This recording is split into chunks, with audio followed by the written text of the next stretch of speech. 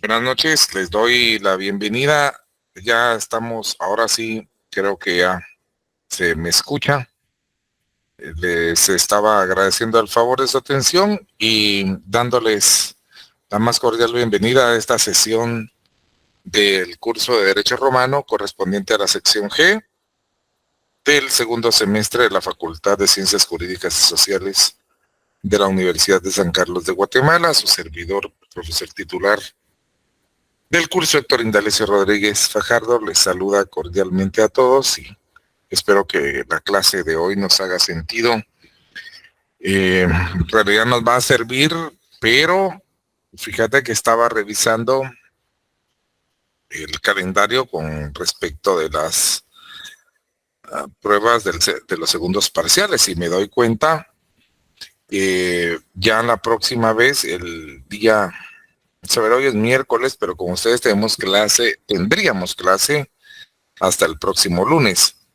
Lo que hace que nosotros prácticamente ya no nos veamos la otra semana, porque justamente lunes y miércoles, que es cuando nosotros tenemos clase, va a estar en exámenes, entonces no es posible avanzar. Y también yo llevo a mis secciones más o menos, bueno, al mismo ritmo.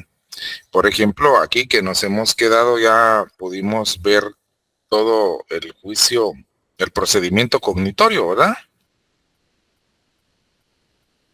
Ya vimos todo el procedimiento cognitorio y pudimos revisar, bueno, qué es lo que pasa entonces con todo el juicio privado hasta ese procedimiento. Así fue como nos hemos quedado en esta sección, hasta agotar el procedimiento cognitorio con las principales características que tiene y aquellas diferencias con respecto al procedimiento formulario.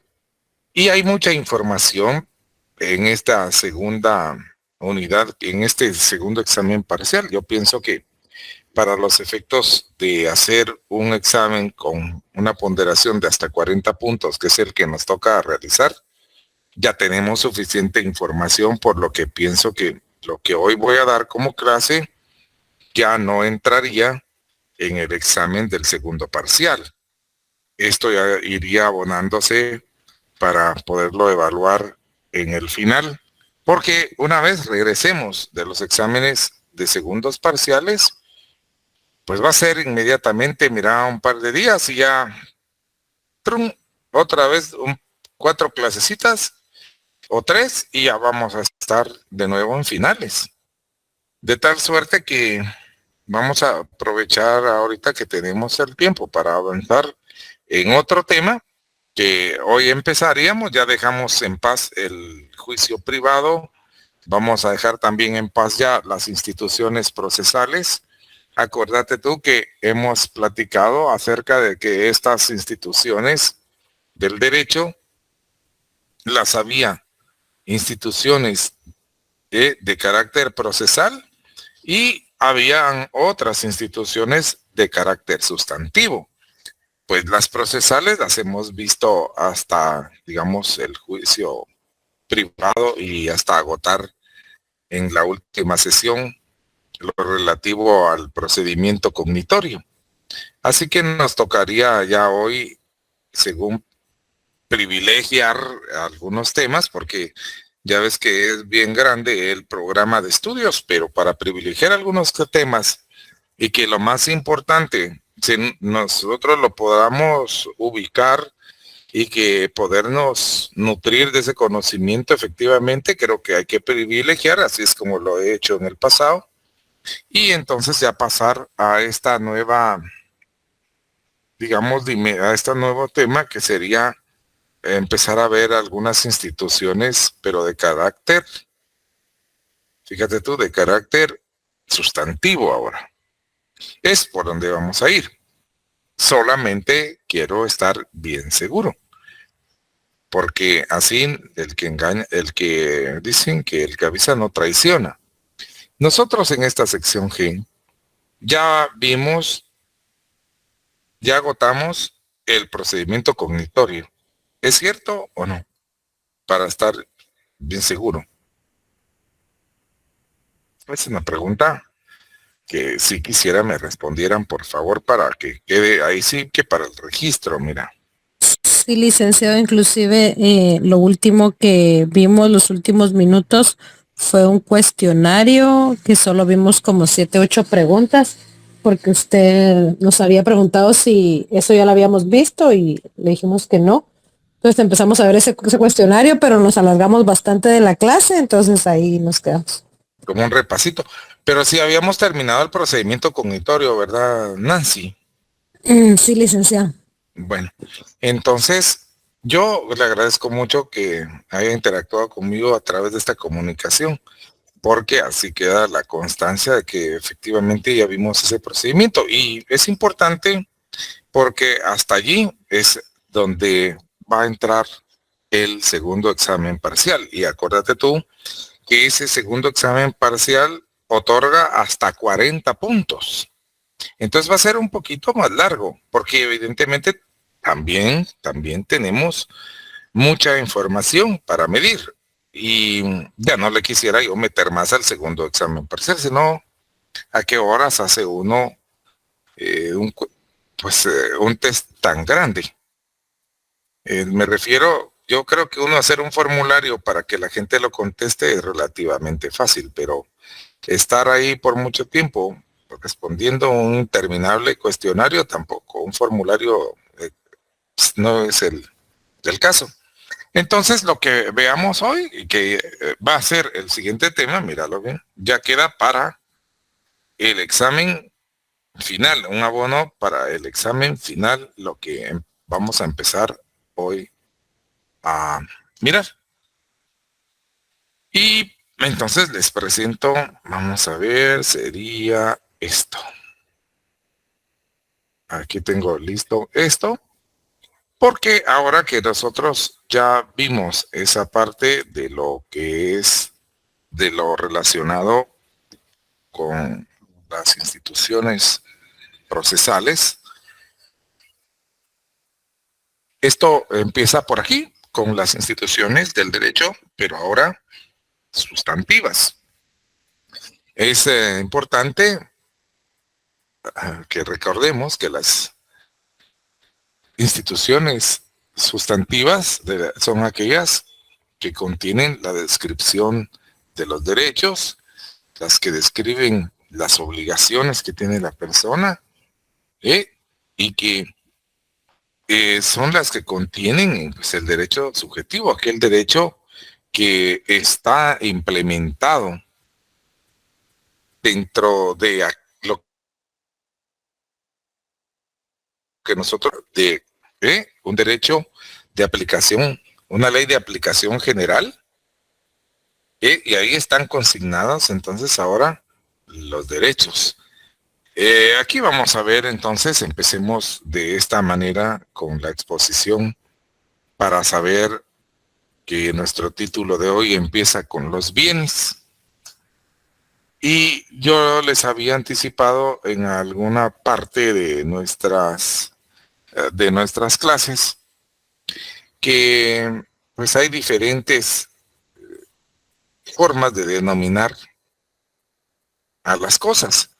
Entonces, esta es la parte en la que nosotros vamos a determinar esos tipos de cosas y los usos que puede hacerse de las cosas. Y una vez determinado eso, como se puede leer aquí en la presentación, vamos a aprender cómo fue que organizó el Estatuto Romano los modos de pertenencia de las cosas que están jurídicamente reconocidos, como podría ser la posesión, la propiedad y lo que se denominó otros derechos reales. ¿Cuáles serían esos otros derechos reales? Cuestiones vinculadas como la copropiedad, las servidumbres, el usufructo. Entonces aquí es en donde empieza este tipo de determinación. Ya ves que cuando uno toma clases de derecho civil en Guatemala, lo que parte de lo que de la sistemática que tiene la enseñanza del derecho civil en Guatemala es empezar por las instituciones sustantivas, ¿no? Le enseñan a uno, en principio, el Código Procesal Civil y Mercantil. Lo primero que le enseñan a uno es el Código Civil. Y a partir de las primeras instituciones, como la persona, por ejemplo, después la familia, después, en ese orden lógico está desarrollado nuestro buen Código Civil, porque es un buen Código Civil, el Decreto Ley 106, y los legisladores que hicieron este compendio de derecho, el Código Civil y el Código Procesal Civil también, fue un equipo de juristas pagados por el gobierno de facto, allá en 1965, Peralta Zurdia creo que fue, el jefe de Estado que promovió la creación de esos instrumentos. Y por eso es que esos cuerpos legales son tan buenos, porque fueron estructurados, fueron realizados por juristas que sí le pusieron empeño a la investigación, al derecho comparado, y entonces organizaron los cuerpos legales estos en forma de decretos leyes, porque era un gobierno de facto, pero el grupo de asesores jurídicos, de investigadores, de profesionales del derecho que se reunió para dar a luz estos instrumentos jurídicos, estos cuerpos legales de Guatemala, que repito son el Código Civil y el Código Procesal Civil, ambos decretos leyes, funcionan hasta ahora, han vencido ya, mira, tanto tiempo, superado diferencia, ya por lo menos el rompimiento constitucional del año 82, ya la constitución del 85 los ha revalidado, y ahí están. ¿Por qué fueron tan buenos? Porque los hicieron juristas, no fueron elaborados por diputados y por asesores mediocres pagados porque eso es lo que tienen los diputados, son los asesores que están ahí por cuello, no por capacidad, muchas veces, creo que sea honrosas excepciones por si hubiera alguno. Llegan ahí a estar por cuello, pero no por capacidad, y entonces hacen unas iniciativas de leyes y un montón de leyes que poquitos años duran o que después no se aplican, pero estas ya ves que han perdurado. Lo que tiene interesante y sale al tema de estos instrumentos, estos decretos leyes como el Código Civil específicamente, es la estructura tan bonita que tiene, porque tiene una estructura, el Código Civil jurídica, pero lógica. Está elaborado de una manera lógica, porque fíjate que el Código Civil empieza con la persona y los elementos de la personalidad. Después de que ha hecho esto de la persona y los elementos de la personalidad, trata temas acerca de la familia. Una vez que ha tratado a la persona y a la familia, entonces ya empieza a regular acerca de los bienes, de la propiedad. Y después de eso vendría en donde las sucesiones, porque hay una manera de tratar de regular acerca de la prolongación de estos bienes en el tiempo en cuanto a su titularidad, y son a través de las sucesiones, del derecho de sucesión. Y luego viene, ¿qué? Ponen ahí el registro de la propiedad, luego están los contratos, o sea que está el código bien estructurado de una manera bien lógica y muy bonita. Pero entonces hasta de esa forma es que se estudia aquí en Guatemala, primero por las instituciones, así se estudia Derecho Civil, empezando a uno a comprender las instituciones sustantivas del derecho. La mecánica, como te has dado cuenta, y no sé por qué razón, pero así lo han organizado los cursos de derecho romano desde que se implementaron, empiezan al revés. Por eso es que hasta ahora, y date también cuenta tú de que empezamos con los bienes y no, por ejemplo, con la familia. Así vamos a seguir. Pero vamos a hablar un poquito de estas cuestiones que son importantes entonces hoy. Hablemos entonces de las cosas y de su clasificación, que esto es importante saberlo. Y vamos a encontrar que las cosas que son susceptibles de pertenencia, en principio, pues que uno pudiera decir todas las cosas, uno se las puede apropiar, pero ya vamos a ver. Porque en principio, todas las cosas que existen en la naturaleza y las que son producto de la industria humana pueden ser objeto que pertenezcan a una determinada persona. Y aquí llega un punto importante, porque alguna vez lo mencioné, que las cosas, en cuanto son objeto de pertenencia personal, entonces se llaman bienes, adquieren la denominación, la categoría de bienes, porque ya le pertenecen a alguien. Siguen siendo objetos, pero para el derecho ahora son bienes porque le pertenecen a una persona determinada. Entonces, ya te das cuenta, todas las cosas en principio que existen en la naturaleza y también las que produce el ser humano a través de sus esfuerzos de transformación, así lo hacen. Pero, fíjate, hay cosas que no pueden ser objeto de apropiación. Y a este tipo de cosas se les dice que son fuera o cosas que están fuera del comercio. Así les denominó también el derecho romano. Cosas que están fuera del comercio. En latín le pusieron res quarum commercium non esto, res extra commercium más fácil. Res extra commercium. Y estas cosas extra commercium, res extra commercium, ¿cuáles van a ser?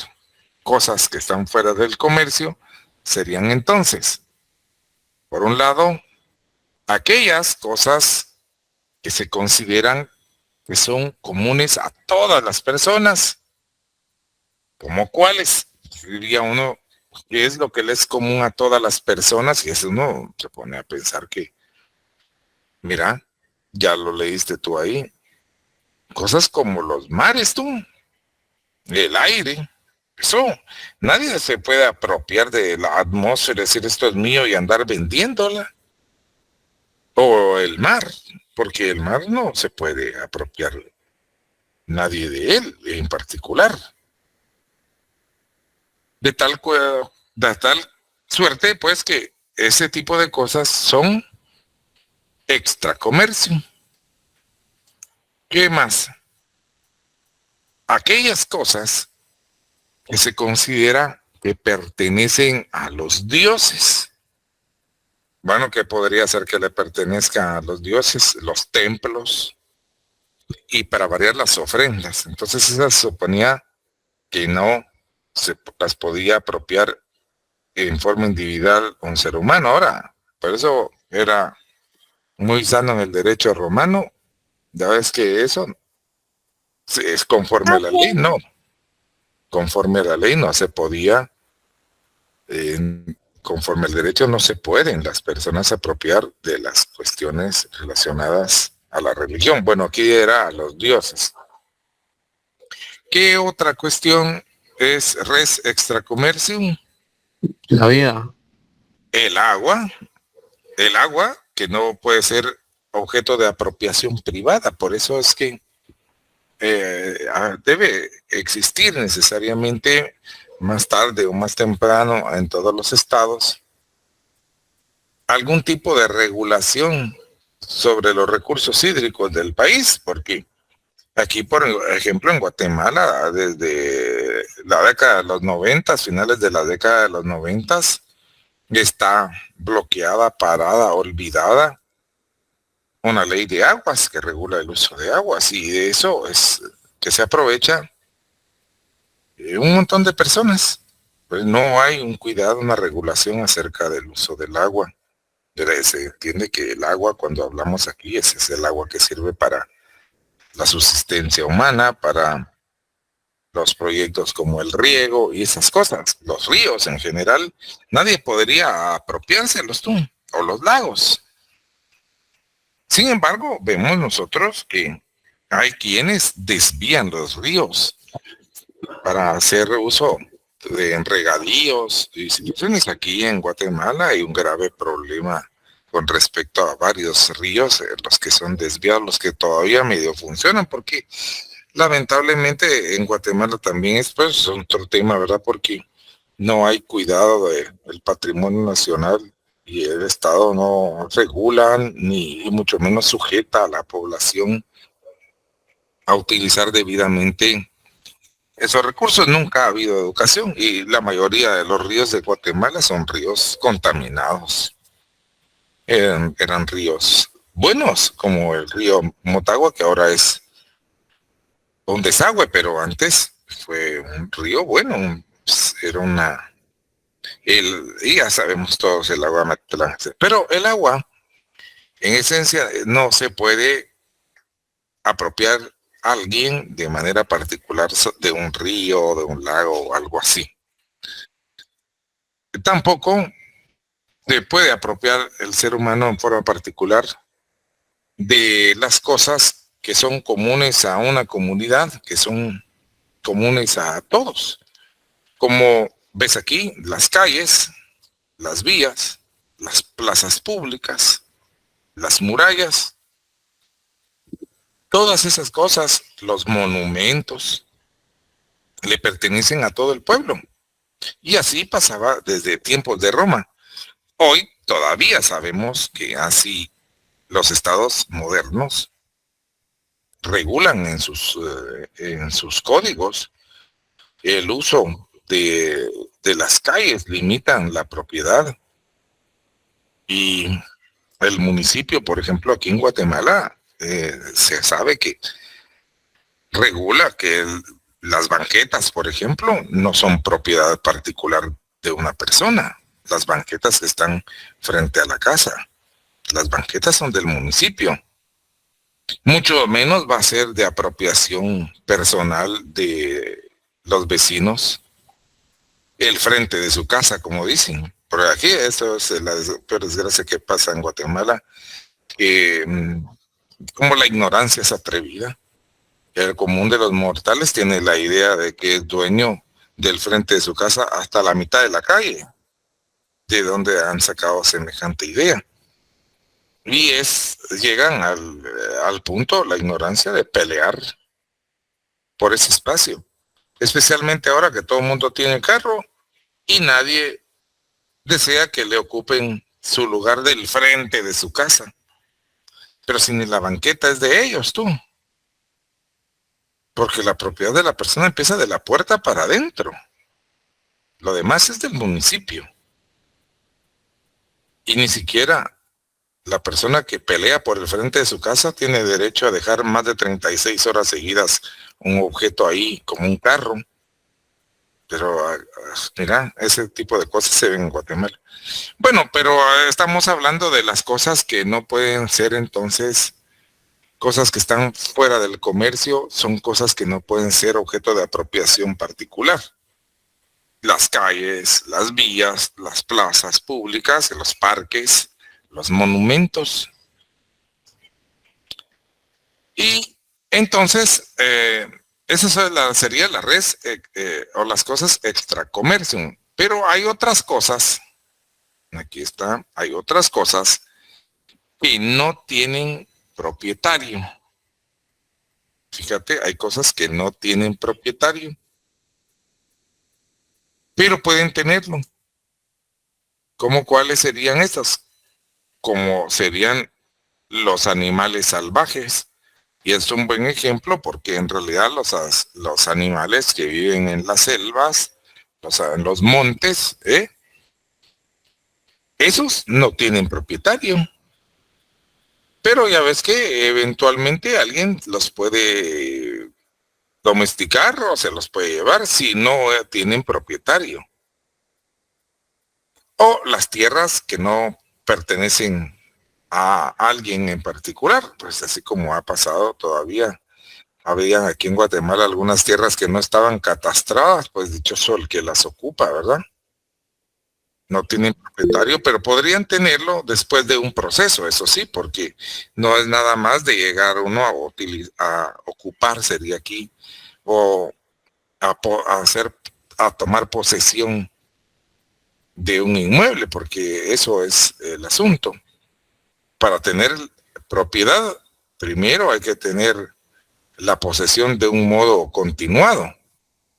Y entonces no se puede en una tierra que no está ocupada necesariamente, solo porque no está ocupada, decir esta tierra es mía, no, tendría que llevar previamente un proceso teniendo una posesión continuada por un tiempo específico. Lo vamos a ver en su oportunidad. También una isla que emerge de un río, ¿no? O las cosas abandonadas por su propietario. ¿Cómo sería una cosa? Porque como nos tenemos que remontar, nos tenemos que remontar aquí, como dicen, las cosas abandonadas por su propietario, porque ya ves que es el derecho romano. Y en ese tiempo, a fin de salvaguardar su patrimonio, alguien eventualmente, viéndose que iba a ser objeto de despojo porque le iban a asaltar o algo, mejor lo ocultaba, lo enterraba tú. Y entonces, o lo dejaba ahí porque se iba, porque estamos hablando que no tienen propietario, pero pueden tenerlo. Las abandonaban, pero después iban a regresar por ella, o en este caso que los dejan abandonado, pues está abandonado de una vez. Bueno, pues estas cosas que hemos mencionado últimamente son las cosas de nadie. ¿Cuáles son las cosas de nadie? Las cosas que no tienen propietario, pero pueden tenerlo. Y quien tome posesión, fíjate, posesión de ellas, adquiere su propiedad por ocupación.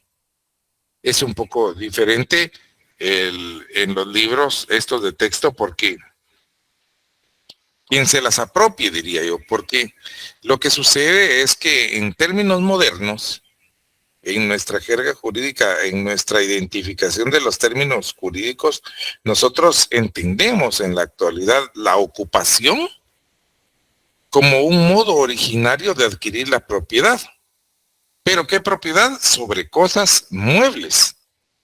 Así lo entiende la legislación actual en Guatemala, no se vayan a confundir, porque aquí la traducción de poner quien tome posesión, quien las tome, debió decir aquí para no confundir, adquiere su propiedad por ocupación, porque son cosas muebles básicamente, porque las cosas muebles, que después se transforman en bienes muebles, los muebles son los que se adquieren por ocupación, los muebles, los bienes muebles son los que se adquieren por ocupación. Y por posesión, pues la posesión, fíjate tú, es una institución por medio de la cual la persona adquiere de manera originaria la propiedad de bienes inmuebles.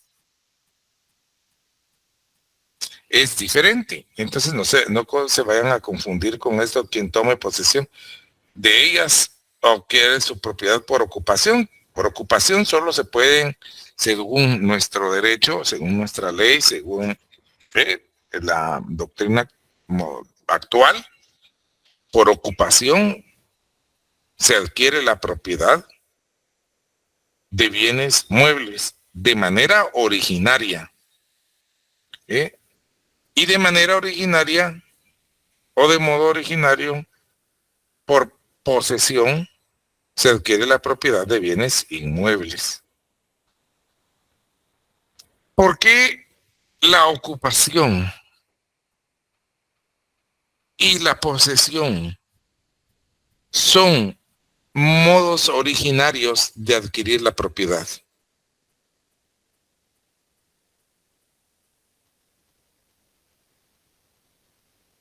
Bueno, ¿por qué se imaginan ustedes? La ocupación y la posesión son modos originarios de adquirir la propiedad porque los bienes no han tenido previamente dueño. ¿Eh? Habrán otros modos ya derivados de adquirir la propiedad. Cuando por ejemplo, alguien que agarró a un caballo, los caballos, los bienes mostrencos le llaman a estos, son bienes muebles. Entonces, si alguien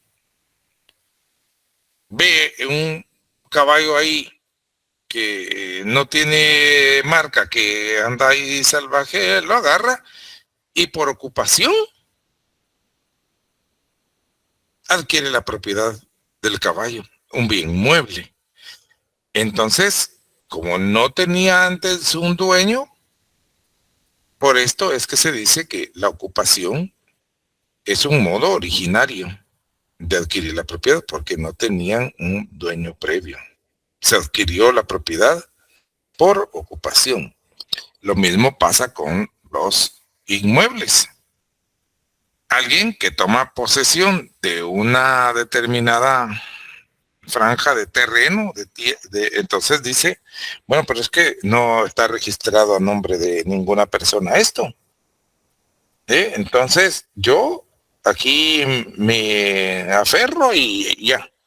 Entonces pasa un montón de tiempo ahí, como poseyendo, en posesión, tiene entonces el inmueble y después de un plazo establecido en la ley, por la posesión continuada, va a adquirir la propiedad. Bueno, ahí vemos que es un modo originario. ¿Por qué? Porque el bien no tenía un dueño previo.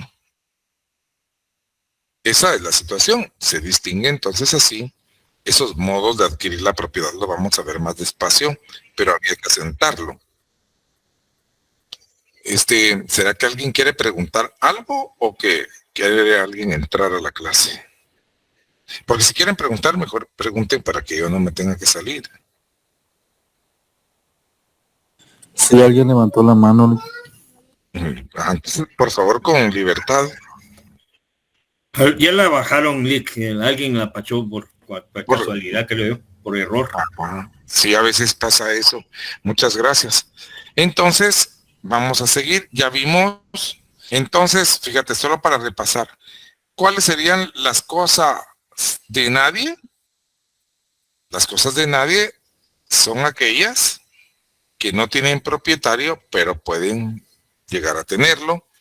Ejemplo, los animales salvajes, las tierras no ocupadas, una isla que emerge del río, con los fenómenos esos de que los ríos se crecen y después se mueven y queda una abstracción de terreno, pues el que la toma, entonces la toma en posesión. Y así ya tiene su propiedad. Bueno, va a tenerla que tener en posesión un tiempo. Serían las cosas de nadie.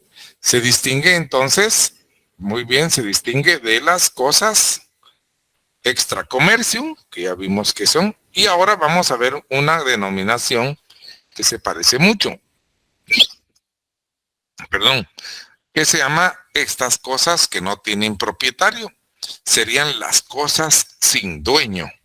Así las denominó el derecho romano, res sine dominium. Y entonces estas son cosas que por un tiempo están sin propietario, transitoriamente, no tienen dueño, no tienen propietario, pero están destinadas a tenerlo. Entonces a esas cosas se les llama cosas sin dueño.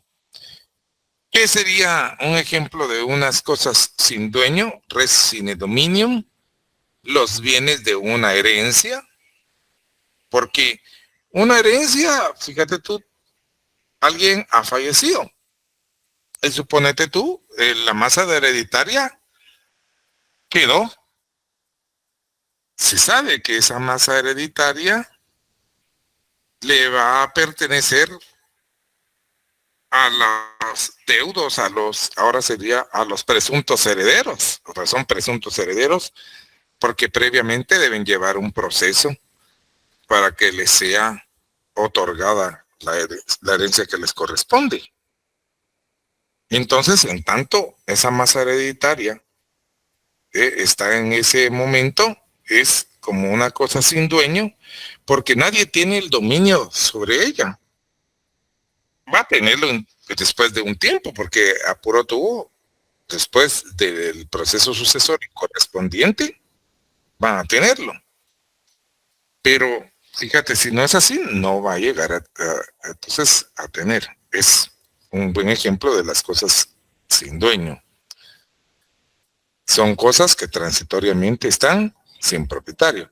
Otro ejemplo, pero como era el derecho romano y en aquellos tiempos había tanta actividad como esta, pasaba que las naves que iban a ser asaltadas, previendo el capitán de la nave que lo iban a asaltar y se iban a llevar el tesoro, entonces preferían dejarlo ahí o que se hundiera o tirarlo al mar en cierto punto, porque ellos sabían como esa gente sabía muy bien los puntos en donde, yo no sé cómo se podrían ubicar, ¿verdad? Pero ubican.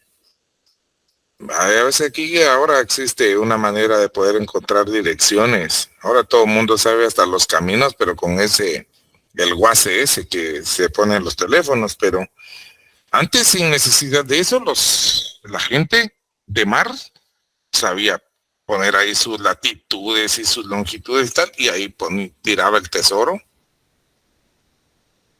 para que después llegarlo a traer. Esas, ¿verdad? Podría ser. Y entonces, así ya vemos que hay cosas sin dueño, que son aquellas que están transitoriamente sin propietario, pero están destinadas a tener uno. Están las res nullius o las cosas de nadie, que estas son aquellas que de momento no tienen propietario, pero pueden llegar a tenerlo. ¿Qué estaba viendo yo por aquí? Pues, nada, vamos a ver. Sigamos entonces con vamos a ver, ya pasamos las cosas las cosas de nadie, las cosas de nada, sin dueño. Aquí es donde no sé qué pasó. Y vamos a ver ahora el patrimonio. Que, bueno, es el momento porque ya hemos hablado de que las cosas en tanto son objeto de apropiación por parte de las personas, adquieren la categoría de bienes. Ahora, lo que interesa es que esto del patrimonio lo van a tener en el derecho romano solo las personas que son jurídicamente capaces. Es decir, ya habíamos hablado de eso, de las personas sui juris, que dijimos que son las personas que tienen un derecho, son personas con derecho propio, que tienen un patrimonio, y solo pueden tener un patrimonio porque son los paterfamilias por excelencia. Las personas sui juris, ya vimos que por excelencia era el paterfamilias. Pero el patrimonio, entonces veamos en el derecho romano, que ello era. En el derecho romano, el patrimonio lo iban a denominar como el conjunto de bienes que tiene una persona jurídicamente capaz. Así, parecido, muy, muy parecido a lo que ahora nosotros consideramos como patrimonio, pero hay definiciones y hay definiciones. Hay unas más precisas según sea la acepción en la que uno o la ciencia que uno estudia. Por ejemplo, podría ser desde el punto de vista contable que hubiera una acepción. Pero lo importante ahora entonces es determinar que el patrimonio, en nuestra actualidad nosotros sabemos que el patrimonio sí es el conjunto de bienes y derechos y de cargas y obligaciones que tiene una persona. Ese es su patrimonio. Y los bienes que integran el patrimonio son las cosas corporales, porque los bienes que integran el patrimonio son las cosas corporales o físicas que se tienen en propiedad. Pero también, como les decía, los derechos, cuyo cumplimiento puede exigirse a otras personas, como el derecho de exigir el pago de una suma de dinero, los derechos reales que puedan tenerse sobre cosas ajenas. Entonces, esas son las cosas que en contabilidad le quedan bien realizables, ¿verdad? Pero ya te das cuenta que son los bienes. Ya dijimos que los bienes es una denominación que tienen ya las cosas cuando a alguien le pertenecen. Y aquí no habría mejor oportunidad de utilizar el término, porque, claro, si integran el patrimonio de una persona, esas cosas corporales son los bienes. Muy bien. Entonces, se dice que el patrimonio es un conjunto de bienes, es decir, de bienes son las propiedades y de derechos. Ahí está, eso diríamos que tienen del lado del activo. Pero ahora veamos, ya que hemos visto una forma de qué tipo de cosas habían, vamos a ver una clasificación de las cosas, pero solo de las cosas que son susceptibles de apropiación. ¿Cómo se clasificarían esas cosas que son susceptibles de apropiación? Entonces, vamos a encontrar que generalmente se clasifican atendiendo, digamos, la naturaleza misma, la esencia de la cosa, es decir, si prevalece más tiempo o menos tiempo, como diríamos, si es más perdurable, si es más perecedera o menos perecedera, porque esas características reflejan que tengan una mayor forma de poderlas registrar, de poderlas identificar para su registro, sería. Por eso ves tú aquí que efectivamente así se lee, que las cosas se clasifican en general atendiendo su mayor o menor permanencia, es decir, cuánto en realidad puedan existir en un estado concreto. Porque si son cosas que verdaderamente duran mucho tiempo, entonces valdrá la pena poderles dar una identificación. Pero porque pudiera haber cosas que, claro, están en la naturaleza, alguien se las puede apropiar, pero como duran muy poco, no vale la pena identificarlas a cada una. Identificarlas es individualmente hacerles una distinción, un registro. Por ejemplo, a los bienes que son menos permanentes, pues no se van a poder identificar. Y entonces son más fácilmente identificables, como dice aquí en nuestra lección, en nuestra presentación, aquellas cosas que son más permanentes. Así que de ese criterio en general se derivan 4 clasificaciones.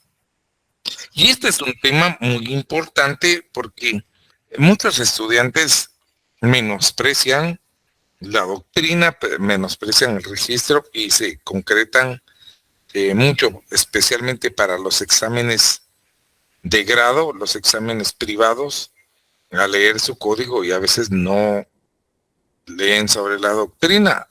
Y yo he visto cuando flipan en el examen privado que alguien les diga, dígame usted, por ejemplo, la clasificación de los alimentos. Nunca han oído hablar de eso. Fíjate, pero eso es una clasificación que data desde los tiempos de Roma. Miremos aquí. Vamos a ver, ya atendimos entonces que las cosas para poderlas clasificar existe un criterio general que atiende si permanecen más tiempo o se deterioran más rápido. Así que para poderlas identificar, claro, las que duren más, esas son las que vale la pena hacerlas un registro, pero para hacer el registro hay que identificarlas. A eso se debe. Veamos qué. Así empezaría la clasificación. Cosas fungibles o genéricas, es decir, las cosas fungibles también son llamadas genéricas, son las mismas cosas fungibles o genéricas, frente a cosas no fungibles, es lo contrario de las cosas no fungibles. ¿Y qué sería lo contrario de genérico? Específicas. Entonces esta es una clasificación.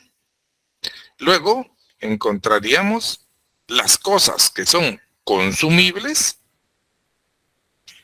y cosas no consumibles, para luego llegar a una clasificación especial que solo tenemos, lamentablemente, para poderla explicar, solo me tengo que referir a ella por la denominación que está así en el latín. La res mancipi y la res nec mancipi, que es una clasificación que atiende, abarca las cosas que son para la producción agropecuaria, porque en eso era en lo que se fundamentaba la economía del pueblo romano, y tenían un tipo de protección frente a cosas que eran nec mancipi y que no necesitaban un tipo de protección para su tenencia, traslado. Y luego tendríamos las cosas muebles y las cosas inmuebles. Estas son criterios, clasificaciones interesantes que ojalá las tomen en cuenta. Miren, este sí que les digo yo, sobre todo para el examen final, que desde ya le pongo así una marca, porque esto viene pero en el examen final. Ya te he prevenido yo que hasta el juicio privado y los procesos, el procedimiento cognitorio, concretamente, hasta ahí fue que nos quedamos. Y veamos ahora, entonces, ya que tienen estas 4 clasificaciones, en qué consiste cada una. Vamos a empezar con las cosas fungibles, llamadas también genéricas, contra las cosas que son no fungibles, o llamadas también específicas, que es, o sea, lo contrario totalmente. Veamos. Cosas fungibles o genéricas frente a cosas no fungibles o específicas. Entonces, ya tendremos que se llaman fungibles o genéricas aquellas cosas, fíjate, tan fácil, que se identifican por su cantidad y género, como 100 sestercios, que ya te hemos dicho que esa era la moneda de ese tiempo, 100 sestercios, 10 litros de vino, 50 kilos de trigo. Y entonces esas cosas, se dice que son aquellas cosas que se pueden contar, que se pueden medir, que se pueden pesar. ¿Cuáles son esas cosas? Las cosas genéricas o las cosas fungibles. Aquellas que se cuentan, se miden o se pesan. Muy bien, muy fácil. Y ahora veamos cuáles son las no fungibles, las que no se miden, las que no se pesan, las que no se cuentan. Vamos a ver. ¿Cuáles serían no fungibles o específicas? pues serían las cosas, aquí están, y las cosas, ¿sí? ¿Por qué ando para estar por aquí?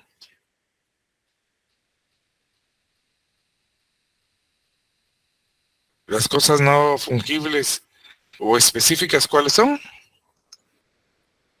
Se me adelanta, mira. Aquí lo voy a buscar, espérate.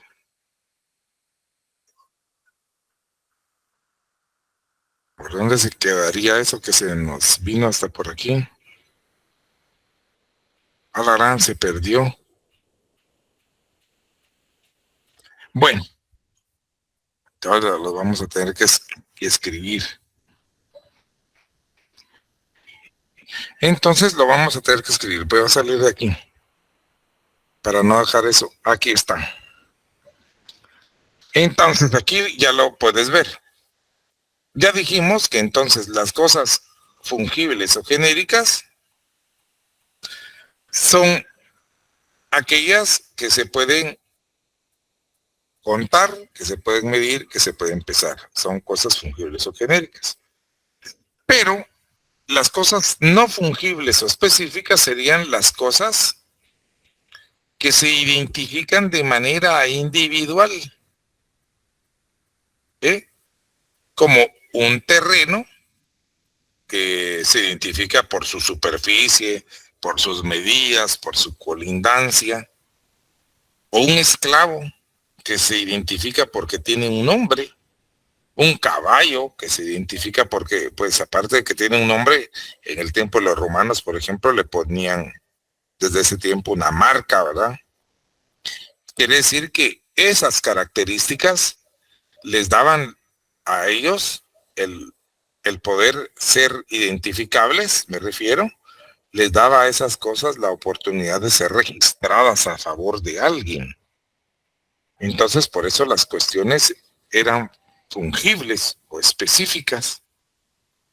Ya vimos cuáles son las otras, que en realidad solo se podían medir, se podían contar, que se podían pesar, pero date cuenta que de manera general hay muchas de ellas, por ejemplo, 100 tercios, 10 litros de, pues no hay manera. Mientras que las cosas fungibles se pueden identificar individualmente. Y vas a ver que como son no fungibles, tienen una característica especial. Veámoslo aquí. Muchas veces esta otra clasificación nos da una oportunidad de comprender mejor eso de las no fungibles y las cosas fungibles. Es las cosas consumibles frente a las cosas no consumibles.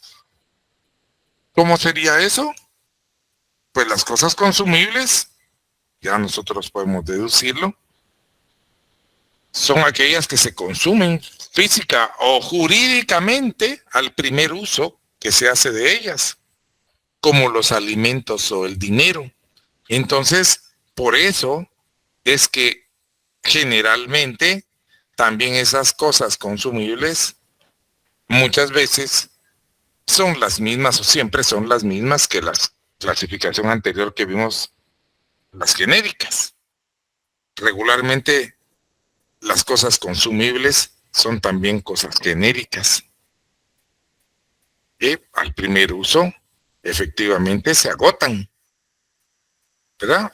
Física, jurídicamente. Si nosotros revisamos, aquí estamos viendo cosas consumibles y vemos que por lo general son aquellas que se consumen física o jurídicamente al primer uso. El alimento son los dineros. Veamos en la clasificación anterior, cuando veíamos en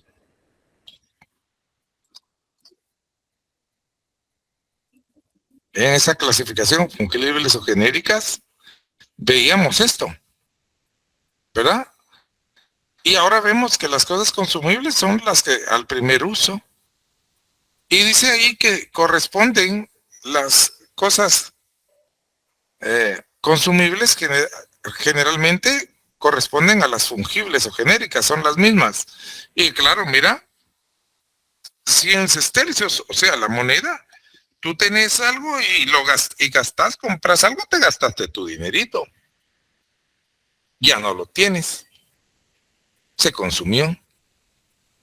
10 litros de vino, te tomas ¿verdad? Lo que te tomes, pues, se agota.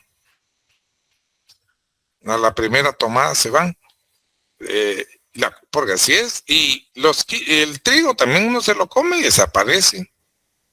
Entonces, por eso, ya ves que generalmente son consumibles. Y entonces tendríamos aquellas que no son consumibles.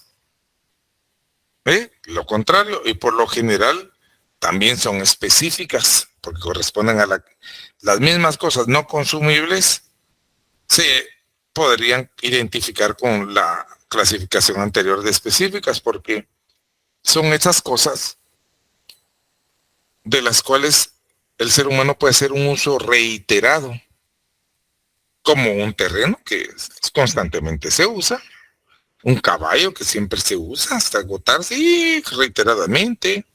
Así se entiende muy bien, los esclavos. Y entonces esta clasificación está fácil. Pero hay gente que llega a los exámenes privados y no sabe que había una clasificación. Por ejemplo, lo que le preguntaron a ese estudiante, ¿cómo se clasifican los alimentos? Debió decir ella como una cosa consumible. O también hay otra clasificación que la considera como una cosa fungible o genérica. ¿Verdad? Y ahí esto era todo lo que tenía que decir. Muy bien. Y entonces ahora veamos la otra clasificación que te decía, propia del derecho romano, que por proteger su economía, su medio de subsistencia del Estado, hizo una clasificación en torno a la, digamos, naturaleza, que tenía determinados bienes que servían para la producción agropecuaria. Por ejemplo, así puso que era la res maxipi, aquí lo vemos, lo que te explico, que en el derecho romano antiguo y clásico se distinguió entre las cosas que constituyen, desde el punto de vista de una economía principalmente agraria, bienes importantes de un patrimonio, y se les llamó res mancipi, porque estas eran, pues, para la producción, y entonces para protegerlas, para que no fuera fácilmente a deshacerse de ellas, para proteger la propiedad que sobre ellas tenían las personas, se implementó esa clasificación res mancipi, y así quedó que los terrenos, por ejemplo, o los fundos del suelo de Italia, los derechos reales de servidumbre, los esclavos, los animales de carga, de tiro, las herramientas, todas estas, para enajenar esos bienes era necesario hacer un acto formal. Es una declaración, una emancipatio o injure cessio. Quiere decir que había que hacer una cesión de derechos frente a un magistrado o una mancipatio para poder venderlos, un acto formal. Si no, no los podías enajenar. Aquí hago notar una cosa especial y poner ahí una nota en donde tú estés apuntando, que ese término enajenar, para poder enajenar no es un sinónimo de vender. Enajenar no es un sinónimo de vender. Sí, enajenar es una figura que comprende todos los medios de traslación de la propiedad. Todos aquellos medios por los cuales una persona puede hacer disposición del dominio de un bien. Eso es enajenar. O sea que enajenar comprendería las formas de traslación de las propiedades, tales como la compraventa, la compra-venta, la cesión de derechos, la donación, ya fuera mortis causa o entre vivos. Esas son formas de traslación de la propiedad. Y todas esas están comprendidas en la enajenación. Y entonces enajenar hay que tener mucho cuidado cómo utiliza uno esa palabra en el futuro, porque cualquier silvestre la utiliza como sinónimo de comprar y de vender, pero no es así la cosa. Entonces hay todos los modos o todos otros bienes, como ya dijimos que las cosas Redman-Chippy en esa clasificación van a entrar todos los bienes que correspondan principalmente a la economía agraria, los que son importantes para el patrimonio agrario, como cuáles, los esclavos, los caballos, por eso aquí dice animales de tiro, las carretas, los arados, las herramientas, todas esas cosas que servían para producir de cosas agrarias serán. Para poderlas enajenar había que hacer a puro tubo una mancipatio o una injurecesio, es decir, una declaración formal ante el magistrado, una sesión ante una autoridad, un magistrado, para poder trasladar el bien, si no, no se podía. Ahora, fuera de estos bienes que están aquí enumerados, esclavos, animales de tiro, herramientas que se vincularan a la producción, digamos, ¿qué te pudiera decir yo? Precisamente la tierra propiamente dicha, por eso dice ahí los fundos, esas, no sé, todo lo que esté fuera de eso, todo lo que esté fuera de eso, ya no es Resman-Chippy. Es Resman-Chippy solamente los bienes que te mencioné como y que sirven, te hacen sentido para producir en la economía agraria. Y todo lo que está al margen de esos bienes de la economía agraria, entonces no pertenecen a la Resman-Chippy y se pueden enajenar igual que cualquier otra cosa, por la simple tradición, la simple entrega, quiere decir la tradición o entrega. Así que, ¿cuáles serían esos bienes que son Resman-Chippy? Resman-Chippy, pues entonces serían bienes como el dinero, y las monedas, y desde el Principado del cobre, todas esas cuestiones por su simple tradición se podían pasar. Y hay otros bienes, la última clasificación, que serían los bienes muebles y los bienes inmuebles. Y entonces, ¿cuáles son los bienes? Los bienes que no se pueden desplazar. Los bienes que no se pueden desplazar son los inmuebles. En otra forma también denominados bienes raíces. Y los que sí se pueden desplazar, los que se pueden mover de un lugar a otro, son bienes llamados bienes muebles. Ahora, los inmuebles se subclasifican según el lugar en donde estén ubicados.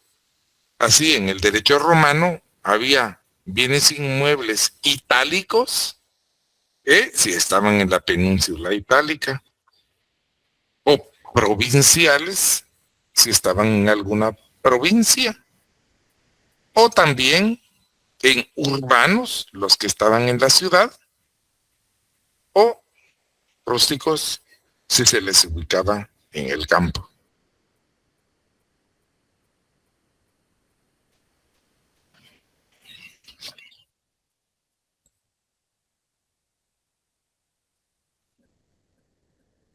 Vamos a ver. Bueno, yo creo que ya por hoy vamos a después ver los conjuntos de cosas, porque aquí sigue para adelante y yo creo que ya por hoy está bien con bastante información. Y así, considerando que esto es un abono para el examen final, porque esto es para el examen final, para el examen segundo parcial nos hemos quedado, ya hemos dicho, hasta el juicio privado y el procedimiento cognitorio. Pero, pues solamente quedaría a la expectativa de cómo vienen el desenvolvimiento de las cosas en estos días y esperar que llegue ese día 17 de octubre para que nosotros los veamos en plan examen.